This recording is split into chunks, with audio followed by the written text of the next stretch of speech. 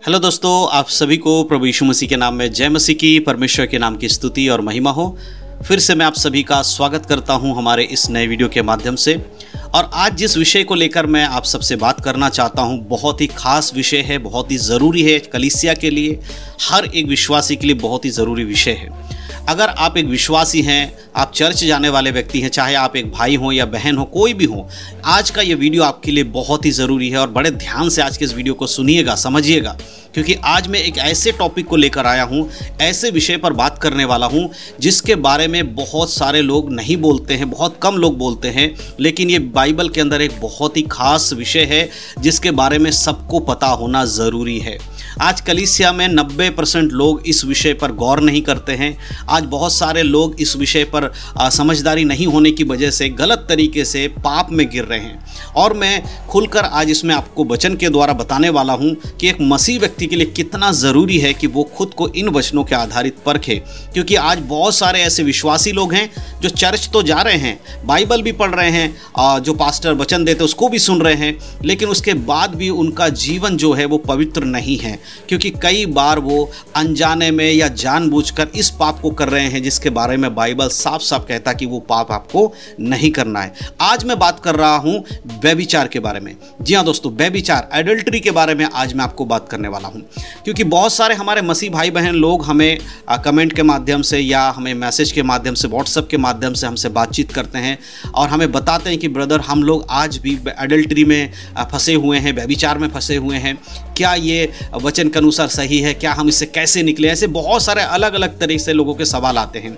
आज मैं आपको एक ऐसा तरीका बताने वाला हूं जिससे आप इस व्यभिचार से बाहर आ सकते हैं, इस एडल्टरी से बाहर आ सकते हैं और आप एक पवित्रता का जीवन जी सकते हैं। सबसे पहले मैं आपको एक वचन बता देना चाहता हूं, उसको सुन लीजिए, तब आपको अच्छे से समझ में आएगा। हम पढ़ेंगे मत्ती रचित सुसमाचार और उसका 5 अध्याय, उसके 27 आयत से लेकर कुछ वचन मैं आपके लिए पढ़ूंगा। ध्यान से सुनिएगा। इसी वचन के आधारित मैं चीज़ों को आपको बताऊंगा कि कैसे आप व्यभिचार के जो पाप है इससे बाहर आ सकते हैं, कैसे आप उन सबको छोड़ सकते हैं। तो यहां पर अगर आप 27 आयत को पढ़ेंगे तो लिखा है, तुम सुन चुके हो कि कहा गया था व्यभिचार ना करना। 28 में लिखा है, परंतु मैं तुमसे यह कहता हूं कि जो कोई किसी स्त्री पर कुदृष्टि डाले वह अपने मन में उससे व्यभिचार कर चुका।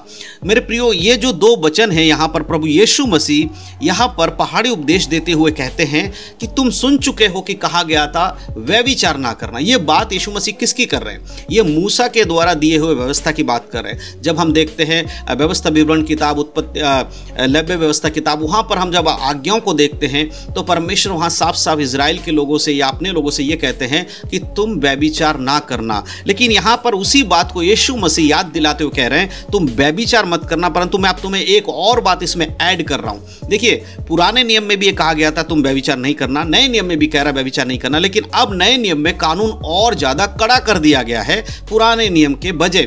पुराने नियम का जो बातें थी वो तो हैं, उसके साथ साथ प्रभु यहां कहता, परंतु मैं तुमसे कहता हूं, यीशु मसीह कह रहे, अब उसके साथ साथ एक चीज और सुन लीजिए कि अगर कोई पुरुष किसी स्त्री पर कुदृष्टि डाले तो उसने अपने मन में व्यभिचार कर लिया है। जी हाँ दोस्तों, पहले व्यभिचार करना व्यभिचार का जो पाप होता था, अब अगर आप अपने मन में भी कुछ भी गलत सोच रहे हो, किसी स्त्री को देखकर अगर आप गलत विचार लाते हो तो आप व्यभिचार कर चुके हो। आपको फिजिकल व्यभिचार करने की आवश्यकता तक नहीं है, ऑलरेडी आप व्यभिचारी बन गए हो। तो आज हमारे बहुत सारे मसीह भाई बहन लोग यही कर रहे हैं। उन्हें लगता है कि हम व्यभिचार तभी होता है जब किसी के संग शारीरिक संबंध बनाया जाए, किसी के संग गलत रिश्ते में रहा जाए, तभी व्यभिचार होता है। नहीं मेरे प्रियो, नए नियम में अगर आप अपनी आंखों से अपने मन में कुछ सोचते हो, किसी के प्रति गंदी सोच रखते हो, कुछ सोच भी रहे हो, तो आप व्यभिचारी बन चुके हो, आपने व्यभिचार कर लिया है। यहाँ एक बात, सबसे सिंपल एक बात मैं आपको समझाना चाहता हूँ। यहाँ प्रभु कहता है अगर कोई पुरुष किसी स्त्री को देखे, अब यहाँ एक चीज और समझिएगा, यहाँ केवल पुरुष की बात नहीं हो रही है, बहुत सारी स्त्री भी ऐसी होती हैं जो दूसरे पुरुष को देखकर अपने मन में बहुत बुरी बुरी बातें को लाती है। उनके लिए भी ये वचन है, स्त्री हो या पुरुष, जो भी इस वचन को पढ़े उस पर यह वचन लागू होता है। अगर वो अपने मन में किसी स्त्री के बारे में अगर कोई पुरुष बुरा विचार लाता है, वो व्यभिचार कर चुका है। कोई स्त्री अगर किसी पुरुष के बारे में गलत विचार अपने मन में ला रही है, वो भी व्यभिचारिणी बन चुकी है। इस बात को ध्यान रखिए। अब आप अपने आप को जांचिएगा तो आपको पता चलेगा कि कहीं ना कहीं आप में भी इस पाप को किया होगा, आपने भी अपने अंदर इन पाप को किया होगा। अब इससे बचे कैसे? एक तो आपको पता चल गया, तो इससे बचने का तरीका क्या है? सबसे पहले तो आप परमेश्वर से प्रार्थना कीजिए, प्रभु से क्षमा मांगिए कि परमेश्वर मैंने ये गलती किया, मुझे क्षमा कीजिए यीशु मसीह के नाम से। आप पश्चाताप करिए और पश्चाताप करके क्षमा प्राप्त करने के बाद दोबारा इस पाप को मत करिएगा।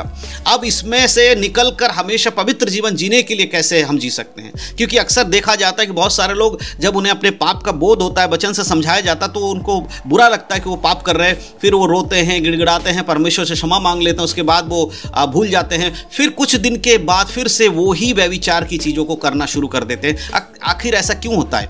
ऐसा इसलिए होता है क्योंकि आपने जो निर्णय लिया है वो आपने खुद की इच्छा के अनुसार, खुद की ताकत से लिया है कि अब मैं पाप नहीं करूंगा, अब मैं व्यभिचार नहीं करूंगा। इसीलिए बाद में धीरे धीरे आपकी ताकत कम हो जाती है और आप उसको नहीं रोक पाते, फिर से आप वही काम कर रहे हो जो आपने पहले किया था। तो इससे बचने का सबसे अच्छा तरीका है कि आपको परमेश्वर के आत्मा के द्वारा चलना होगा। जब आप पवित्र आत्मा के द्वारा चलेंगे तभी आप इस व्यभिचार से बच पाएंगे, अन्यथा आपकी ताकत से आप कभी भी इससे बच नहीं सकते। कभी ना कभी फिर से आप इसी पाप में गिरोगे और फिर से आप वही चीज़ कर रहे होगे, माफ़ी मांगना, गिड़गिड़ाना।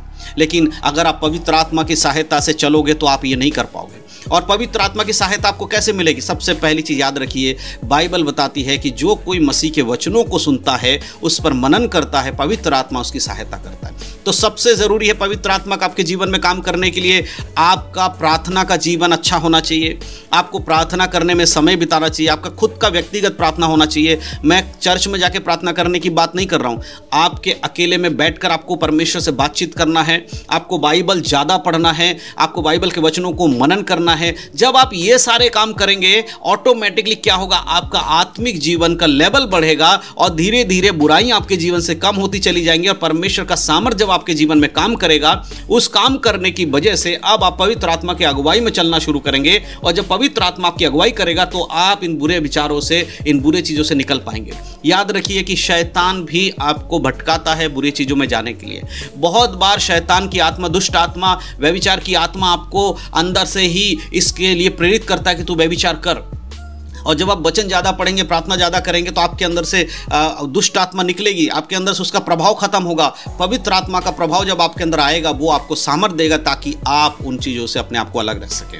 पुराने समय में पौलुस से बाकी चेला कैसे अपने आप को कंट्रोल करते थे? वो भी तो एक इंसान थे, वो कंट्रोल करते थे पवित्र आत्मा के सामर्थ्य के द्वारा। आज हमें और आपको भी उसी सामर्थ्य को प्राप्त करने की ज़रूरत है और इसको प्राप्त करने के लिए एक ही तरीका है, वो है परमेश्वर के वचन का मनन करना, प्रार्थना में समय बिताना, अपने पापों के लिए पश्चाताप करना। जब आप प्रभु से प्रार्थना करेंगे, परमेश्वर से प्रार्थना करेंगे, प्रभु से मांगेंगे कि आपको परमेश्वर व्यभिचार से छुड़ाए, तब आप इस चीज से बाहर आ पाएंगे मेरे प्रियो, और अच्छे से एक पवित्र जीवन जी पाएंगे।